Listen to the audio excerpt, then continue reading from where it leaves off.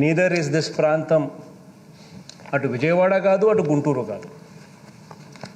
ఇక్కడ నుంచి గుంటూరు చూసుకున్న 40 కిలోమీటర్లు, విజయవాడ చూసుకున్న దాదాపుగా మరో 40 కిలోమీటర్లు. ఇక్కడ ఉట్టి బేసిక్ ఇన్ఫ్రాస్ట్రక్చర్, నేను ఇంకేమీ మాట్లాడడంలో, రోడ్లు, కరెంటు, డ్రైనేజు, ఇటువంటి బేసిక్ ఇన్ఫ్రాస్ట్రక్చర్ ఎస్టాబ్లిష్ చేయడానికి మాత్రమే అయ్యే ఖర్చు వీళ్ళ లెక్కల ప్రకారమే, గత ప్రభుత్వపు లెక్కల ప్రకారమే ఎకరాకు 2 కోట్ల రూపాయలు అని చెప్పి లెక్కేశారు. 50,000 ఎకరాలు ఇంటూ 2 కోట్లు అంటే 1,00,000 కోట్ల రూపాయలు అని చెప్పి లెక్కేశారు అధ్యక్ష. 1,00,000 కోట్లు అనేది ఈరోజు లెక్కల ప్రకారం. ఒక 10 ఏళ్ళు పోతే ఇది కట్టడానికి, ఆ 1,00,000 కోట్లు తేవడానికి, తెచ్చి పెట్టడానికి 10 ఏళ్ళు పడుతుందో ఇంకా 20 ఏళ్ళు పడుతుందో తెలియదు. కానీ ఒక 10 ఏళ్ళు పోతే ఈ 1,00,000 కోట్లు దాని విలువ ఎంత అవుతుంది అధ్యక్ష? 10 ఏళ్ళు పోతే ఇదే 1,00,000 కోట్లు ఈరోజు అయ్యే ఖర్చు 10 ఏళ్ళు పోతే అది 6 లక్షల కోట్లు, 7 లక్షల కోట్లు అవుతుంది. అంటే నీ కనీసం మన దగ్గర ఉన్న డబ్బుతో కనీసం మనం రోడ్లు వేసుకోవడానికి, డ్రైనేజీలు వేసుకునేదానికి, కరెంట్ ఇచ్చేదానికి కూడా మన దగ్గర డబ్బులు లేని పరిస్థితిలో మనం ఉంటే ఇక్కడ రాజధాని అనే ఊహా చిత్రం సాధ్యమవుతుందా? ఈ రకంగా ప్రజలను మిస్లీడ్ చేయడం ధర్మమేనా? అసలు మనకు అంటూ, మన పిల్లలకంటూ ఏదైనా ఒక ఉద్యోగాలు వచ్చే ఒక పరిస్థితి, ఒక సిటీ, ఒక ఎస్టాబ్లిష్మెంట్ అనేది ఎప్పటికి వస్తుంది?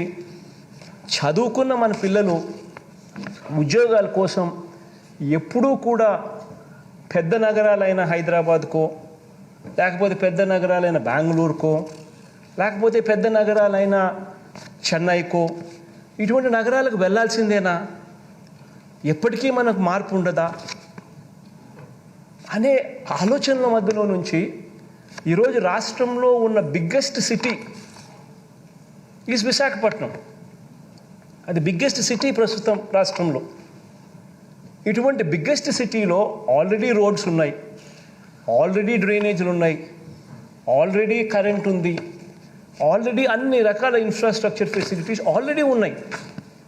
ఇక దానికి మీద కొద్దిగా సుందరీకరణ మీదనో, కొద్దిగా వసతుల మీదనో, ఫెసిలిటీస్ మీదనో కాస్త వాల్యూ అడిషన్ చేస్తే చాలు, ఆ నగరం అన్నది కనీసం ఈరోజు కాకపోయినా ఒక 5 ఏళ్లకో 10 ఏళ్లకో ఖచ్చితంగా హైదరాబాద్ వంటి పెద్ద నగరాలతో పోటీ పడే పరిస్థితి ఖచ్చితంగా ఉంటుంది. అధ్యక్ష, ఇది వాస్తవమైన పరిస్థితి అధ్యక్ష. ఇటువంటి వాస్తవాలను గుర్తెరిగే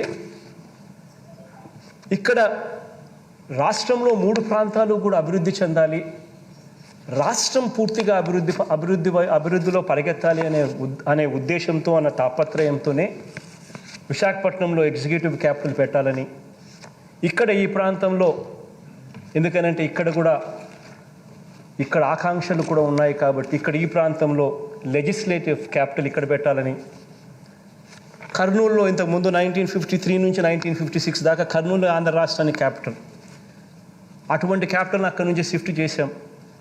వాళ్ళ ఆకాంక్షలు కూడా ఉన్నాయి అప్పటి నుంచి, వాళ్ళ ఆకాంక్షలను కూడా పరిగణలోకి తీసుకుని వాళ్ళకు మంచి చేయాలనే ఉద్దేశంతో అక్కడ హైకోర్టు పెట్టాలని, జ్యుడిషియల్ క్యాపిటల్ కర్నూలులో పెట్టాలని, 3 ప్రాంత ప్రజలకు కూడా అన్ని రకాలుగా డీసెంట్రలైజేషన్ ద్వారా మంచి జరిగించాలి అనే తాపత్రయంతో అడుగులు ముందుకు వేశాం అధ్యక్ష. అటువంటి పరిస్థితుల మధ్య ఈరోజు ఏమేం జరిగాయో మన కళ్ళ ముందునే చూస్తూ ఉన్నాం. ఈ దాదాపుగా ఈ 1.5 సంవత్సరం 2 సంవత్సరాలుగా ఈ ఆలోచన మనం చేసినప్పటి రోజు నుంచి చూస్తే ఈ 2 సంవత్సరాలు 1.5 సంవత్సర కాలంలో రకరకాలుగా దీన్ని వక్రీకరిస్తూ, రకరకాలుగా దీన్ని ట్విస్ట్ చేస్తూ, రకరకాలుగా అపోహలు క్రియేట్ చేస్తూ, రకరకాలుగా న్యాయపరమైన చిక్కులు క్రియేట్ చేస్తూ రకరకాలుగా దీనిని తీసుకొని పోతా ఉన్నారు అధ్యక్ష. ఇటువంటి నేపథ్యంలో అధ్యక్ష ఈ ప్రకటన నేను చేయాల్సి వస్తూ ఉంది అధ్యక్ష. రాజధానుల వికేంద్రీకరణ బిల్లు ఆమోదం పొందిన వెంటనే 3 ప్రాంతాలకు న్యాయం చేసేలా 3 రాజధానుల ప్రక్రియ ప్రారంభమై ఉంటే ఈరోజు దాని నుంచి మంచి ఫలితాలు ఈపాటికే అందుబాటులోకి వచ్చి ఉండేవి. నాటి శ్రీబాగ్ ఒడంబడిక స్ఫూర్తితో వెనుకబడ్డ ఉత్తరాంధ్ర సహా అన్ని ప్రాంతాలు కూడా సమాన అభివృద్ధి చెందాలన్న ఆకాంక్షతో వికేంద్రీకరణ బిల్లుని ప్రవేశపెట్టడం జరిగింది. గతంలో కేంద్రీకరణ ధోరణులు ఒకచోటే పూర్తిగా కేంద్రీకరణ అయిన పరిస్థితుల మధ్య కేంద్రీకరణ ధోరణులు ప్రజలు ఎంతగా వ్యతిరేకించారో 2019 సార్వత్రిక ఎన్నికల్లో ప్రజలిచ్చిన తీర్పు ద్వారా ప్రస్ఫుటంగా వ్యక్తమైంది. మరోసారి హైదరాబాద్ లాంటి ఒక సూపర్ క్యాపిటల్ మోడల్ వద్దని, అటువంటి చారిత్రక తప్పిదాన్ని ప్రభుత్వం పాల్పడరాదని ప్రజల తీర్పు స్పష్టం చేసింది. కాబట్టే వికేంద్రీకరణ సరైన విధానం అన్నది బలంగా నమ్మి అడుగులు ముందుకు వేశాం.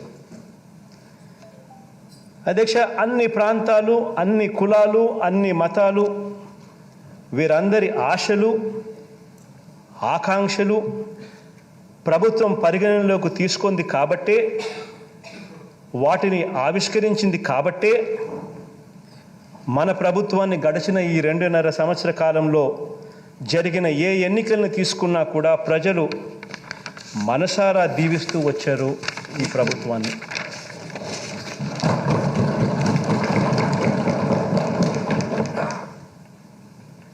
అధ్యక్ష, అయితే వికేంద్రీకరణకు సంబంధించి అనేక అపోహలు, అనేక అనుమానాలు, అనేక కోర్టు కేసులు, న్యాయపరమైన వివాదాలు, దుష్ప్రచారాలు, ఇలా ఈ 2 ఏళ్ల కాలంలో వీటినే ప్రచారాలు చేశారు అధ్యక్ష. అందరికీ న్యాయం చేయాలన్న ప్రభుత్వ సదుద్దేశాన్ని పక్కన పెట్టి కొందరికి అన్యాయం జరుగుతుందన్న వాదనను కూడా కొంతమంది ముందుకు తోయడం కూడా మనం అంతా కూడా మన కళ్ళతో చూసాం.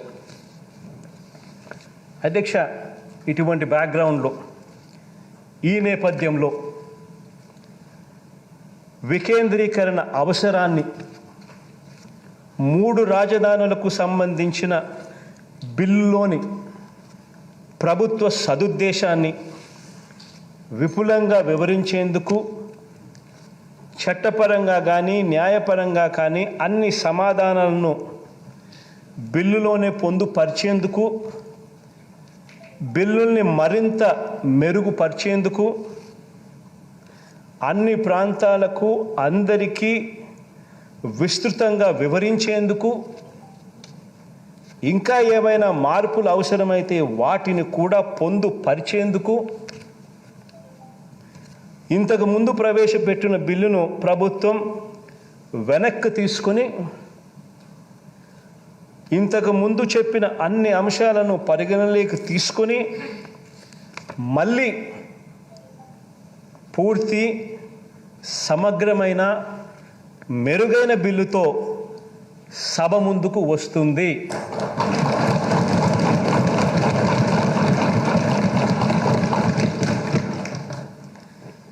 విస్తృత, విశాల ప్రజా ప్రయోజనాలను కాపాడేందుకే ఈ నిర్ణయం తీసుకుంటా ఉన్నాం అధ్యక్ష. థ్యాంక్ యూ అధ్యక్ష.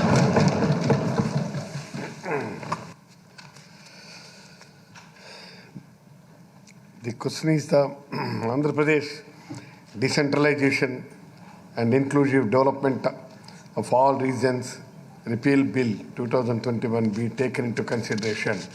Those who are for the motion, please say yeah. Those who are against, please say no. As have it, the motion is carried and the bill is considered. I shall now put the class to vote. I shall now put the class to vote. There are no amendments to Class 2 to 4, Class 1 enactment formula and long title, and they are before the House. The question is, those who are for Clauses 2 to 4, Class 1 enacting formula and long title, please say yeah. Those who are against, please say no. As have it, Class 2 to 4, Class 1 enacting formula and long title do stand part of the bill. I shall now request the Minister for Finance, Planning and Legislative Affairs to move the motion for passing the bill. Adhyaksha, I beg that the bill be passed. The question is that the bill be passed. Those who are for the motion, please say yes. Those who are against, please say no. As have it, it is, the motion is carried and the bill is passed. The House is adjourned to meet again at 9 a.m. on Tuesday, the 23rd November 2021.